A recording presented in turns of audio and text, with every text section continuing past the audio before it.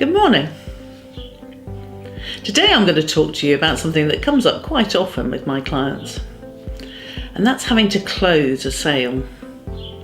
It's something that often feels very uncomfortable, but you sort of know that you've got to do it. You've got to ask for the business, but it all feels a bit clunky and awkward. Now I take you back earlier in the sales process. And my experience, and I have had quite a lot of experience of watching salespeople, good and bad, working. One of the common qualities of good salespeople is that they ask amazing questions. But more than that, they ask those questions and they listen to the answers. They listen really well. They might repeat back what's been said to them. And then they give information that's relevant to the answer that they've been given. So if someone's talking about a car and saying how much they love the range of colours that are available, they don't start telling them about the engine. They talk to them about the colours and the options and combinations that are available.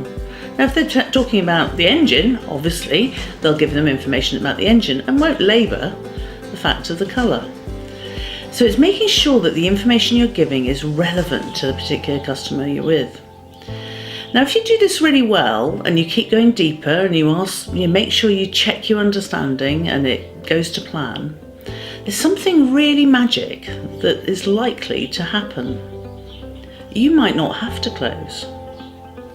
You might make your customer feel so good that they're falling over themselves to buy from you.